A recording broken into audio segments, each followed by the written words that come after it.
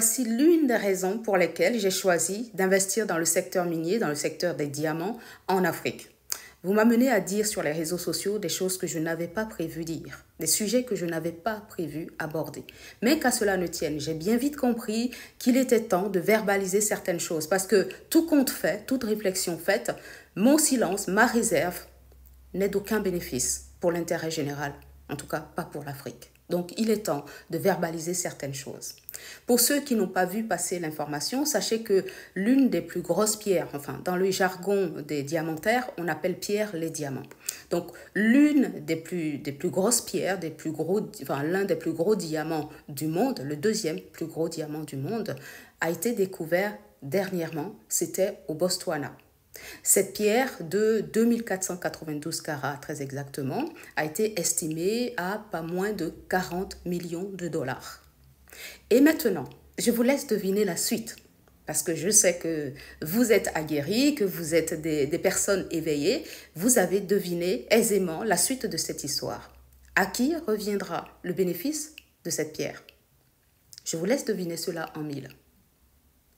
Et, comme d'habitude, pour ne rien changer aux mêmes formules, eh bien, cette pierre a été découverte par une compagnie occidentale, une compagnie canadienne qui se chargera de la vente et qui aura simplement à reverser à l'État botswanais, imaginez le pourcentage qui reviendra à cet État, eh bien 10% de 40 millions. D'accord? Comme d'habitude, pour changer. Et là encore, c'est une estimation qui est généreuse parce que on a environ 5% comme habitude. Là, 10%, c'est déjà généreux. Donc, c'est pour vous donner un aperçu du sort qui est souvent réservé aux ressources du continent africain. Les raisons qui font que l'Afrique est et reste aujourd'hui encore le dindon de la farce, la vache à lait. La raison fondamentale qui fait qu'aujourd'hui, des Africains quittent leur pays pour mieux vivre ailleurs, risquent leur vie dans la mer, se font pointer du doigt à coup de rentrer chez vous et compagnie, d'accord, et autres expressions que je ne verbaliserai pas ici parce que je ne souhaite pas non plus voir ma vidéo, bannie par la plateforme. Donc, au XXIe siècle, ce que j'ai envie de dire, c'est que c'est une honte. Comme ça, c'est dit. D'accord? Au XXIe siècle, en 2024, c'est une honte. C'est une honte de laisser encore des compagnies étrangères, des étrangers, venir piller. J'appelle ça du pillage. Et on ne peut pas nommer cela autrement. On ne peut plus laisser des compagnies étrangères venir aisément, impunément piller l'Afrique, tout en pointant du doigt l'immigration lorsque les Africains se déplacent pour un mieux vivre ailleurs. Il est temps que les dirigeants africains mettent en place des mesures pour protéger les intérêts des Africains sur leur territoire. Les ressources minières des Africains doivent pouvoir être exploitées et transformées sur place. Parce que tant que l'on laissera les étrangers venir saisir les matières premières de l'Afrique et aller les transformer ailleurs, eh bien nous resterons toujours les derniers de la classe. Nous resterons toujours les dindons de la farce. Nous resterons toujours les bonnes poires, les vaches à lait de l'histoire de l'humanité. C'est de cela qu'il s'agit. Donc il est temps de se réveiller. Il est temps de prendre de vraies mesures qui transformeront durablement les vies des Africains, des Afro-descendants par ricochet.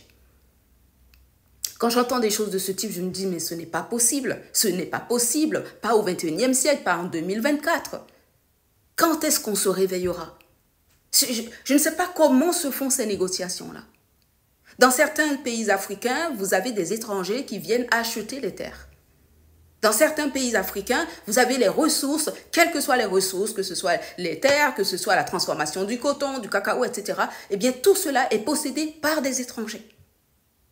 Alors, l'histoire la plus ahurissante que j'ai pu avoir, c'était au Bénin, par exemple, où le coton est produit, transformé sur place par des compagnies étrangères une fois de plus, mais pour que les Béninois eux-mêmes se procurent les tissus fabriqués à partir de ces cotons sur place, On nous dit non, ce n'est pas prévu pour les Béninois. En revanche, des étrangers peuvent venir acheter ces tissus fabriqués à partir du coton du Bénin. Mais c'est d'une absurdité effarante pour moi. Ça atteint des degrés qui dépassent mon entendement, qui dépassent ma compréhension.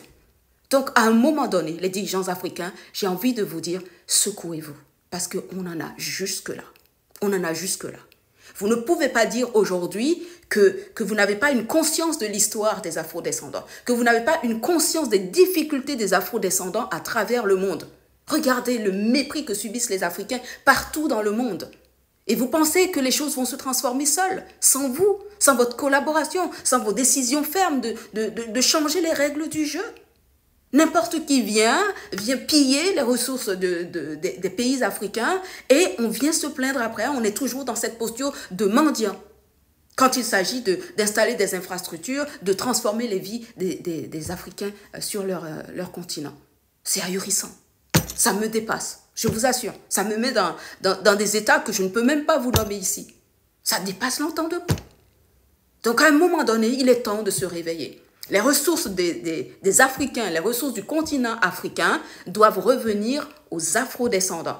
Pour transformer durablement l'économie des pays africains, il est important de mettre en place des règles, des réglementations, des législations qui permettent par exemple à des étrangers qui veulent investir dans certains secteurs de s'associer avec des autochtones, soit les Africains qui sont sur place, à coût de, je ne sais pas, pourcentage, pourquoi pas 75% pour les autochtones et 25% seulement pour les étrangers. C'est comme cela que nous protégerons les intérêts des Africains, des afrodescendants et que nous permettrons aux investisseurs d'être vraiment des transformateurs et de l'économie et de la vie sociale des Africains sur place. Tant que nous ne ferons pas ces équations-là, eh bien, nous continuerons à tourner en rond, à être les derniers de la classe, à être les victimes de l'histoire et ne venons pas nous plaindre alors à ce moment-là. J'ai envie de dire, trop c'est trop. Franchement, je m'arrêterai là pour aujourd'hui parce que là, ça me dépasse. Ça me dépasse.